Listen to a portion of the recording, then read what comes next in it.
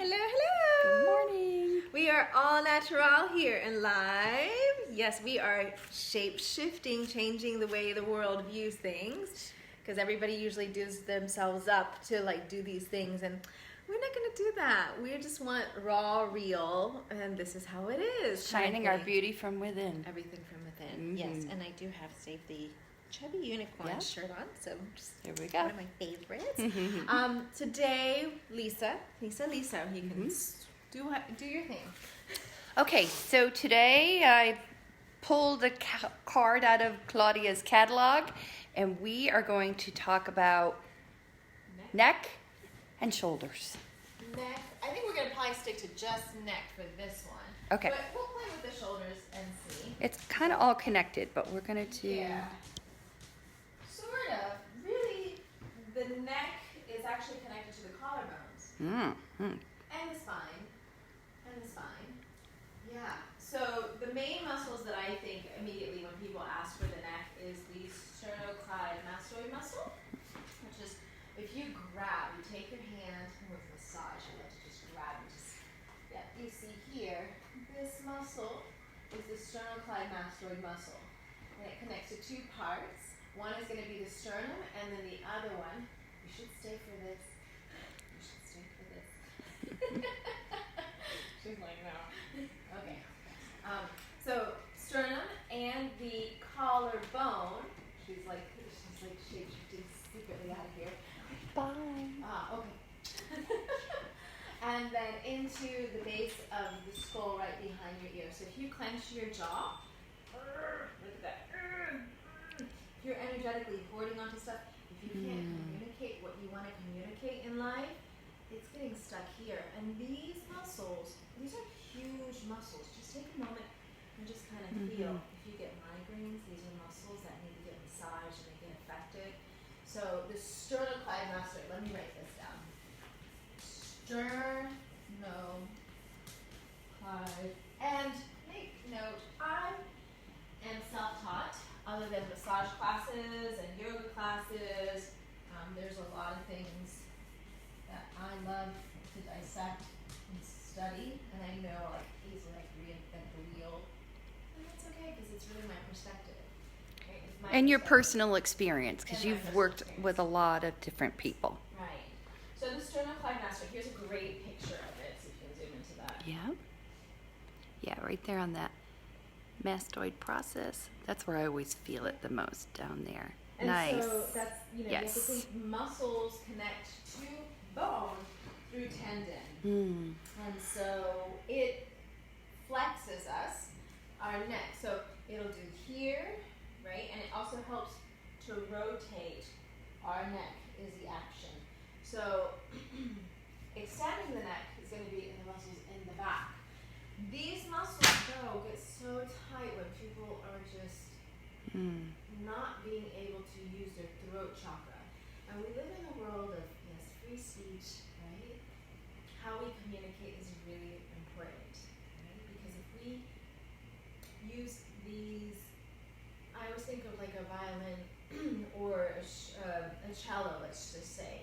And if you ever play violin or cello or an instrument with strings, these fibers here, if you go to a violin and you're like, ding, ding, ding, and we're yelling, that's still going to cause some serious, and if it's not being used also, it's also going to weather the strings. So it's really important to, when we communicate and we use all the muscles of our body, that we use it with love.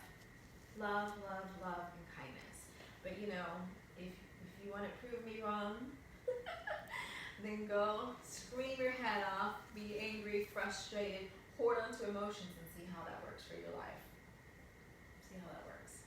Yep. So, SCM for short. So again, this helps you to do this and helps you to turn your neck. Yep. So it is right behind too. It also protects your jugular and your carotid arteries. So right here, you never want to in the base of the skull, whenever you're doing massages, you never want to get into the I don't get into the tendons. Now, I've had massage therapists that get into the tendons, and to be honest with you, it's hurt me.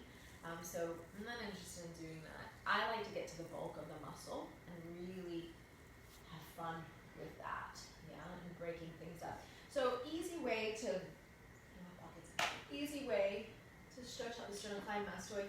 You take the heel of your wrist or your palm, and then you press underneath the collarbone, and then you feel that stretch right there.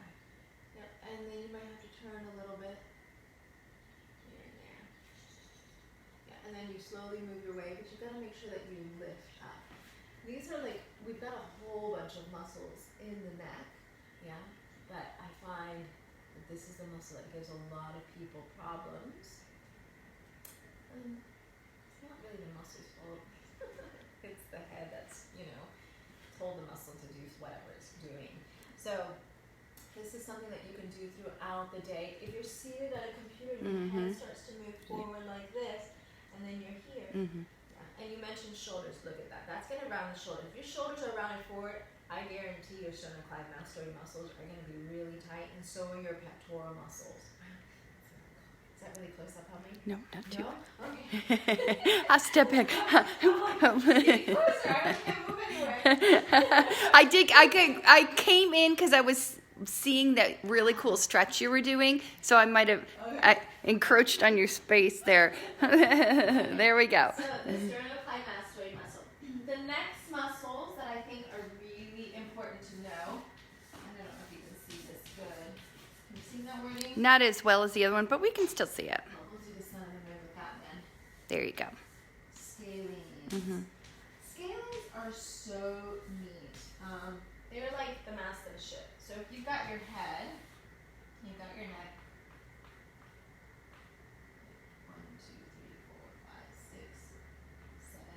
Now these are your cervical vertebrae. Yeah, and then you have your collarbones, and within your collarbones you have your. Let me do this in a different color. You have your ribs, right? You have your ribs. The scalenes.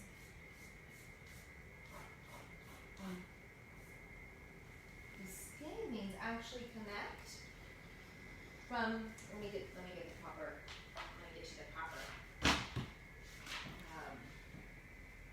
Connection. Yeah, the proper connection. Ooh, I'm seeing lights from those lights.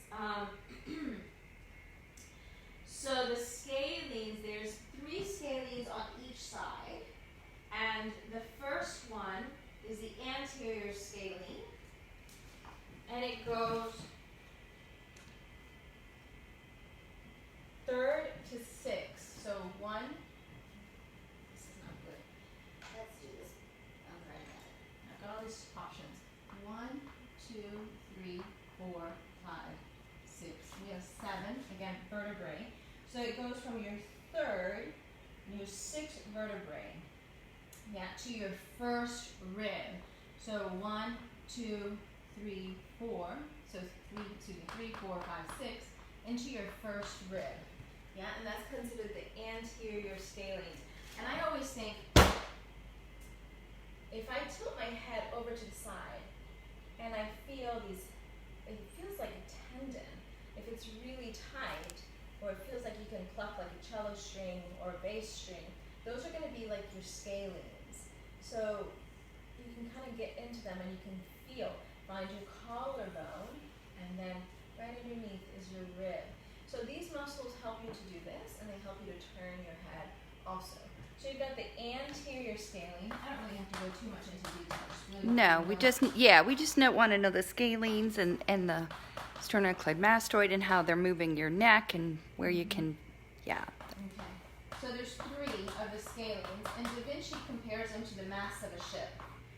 So that's how he compares them, which is really neat, not to move lower, but in your lower vertebrae, you have similar, that go from your hip, your lumbar spine, and they go that way too. So you have reinforcements, which is really neat. If you only have one side that's tight, you're going to end up being, you're going to fall to that side later on. So something as simple as, or your phone. You mentioned too, like if you're always talking on your phone and like holding it with your neck. Yeah. So carrying a purse. Yeah. Yeah. Same thing, carrying a child. All of that is going to make the spine go all to try to keep everything as neutral as possible.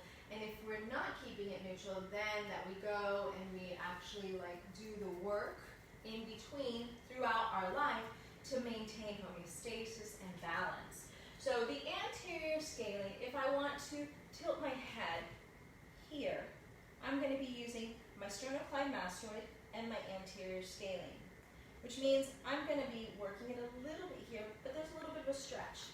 Moving to my lateral and moving to my posterior scalene working. So as I work here, I'm stretching here. And if I want to switch, whoop, moving to this side, yeah, same thing here. My sternocleidomastoid, my anterior scalene, lateral scalene, posterior scalene, yeah, there. So we have, let's look at sternocleidomastoid or sternocleidomastoid scalenes. Anytime you're tilting your head, or turning, that's also going to play. There's that. And then the other ones that I think would be really helpful, this is where I have my wonderful injury, is the splenius capitis and the cervicus. And these are very similar to the back, but one goes from the base of your skull into your spine, and then the other one goes from your cervical spine into your spine. So they actually tilt your head back, help you to tilt your head back, along with, I'm going to add this, the erector spinning, which are vertical that go here, 3 on each side of muscles along the spine. So these allow you to get into the front of the neck to work them. So if they're overworked, you need to overstretch them, essentially. Now these also, and it helps to turn the head, or tilt the head. These, same thing, their main purpose is here, but also to help stabilize. These get into the back of the neck. So if you're like hunched and you're here, you're overstretching, and most likely you're overworking. And if your shoulders are up to your ears, you're overworking still, and you're overstretching. You're overstretching. If you're here, you're overstretching. So if you are like, oh, I need to stretch my back, you probably need to open up and strengthen the back muscles from the base of the skull all the way down. And you know, that's just going to take conscious effort. Conscious effort. The Toltec philosophy is no laziness. Why are you choosing to be lazy? And you know, that's a very defensive question. The bottom line is we can't blame anybody else for our responsibility to take care of ourselves. So we move with kindness and compassion throughout our days, throughout our lives, yeah, because our body is our temple.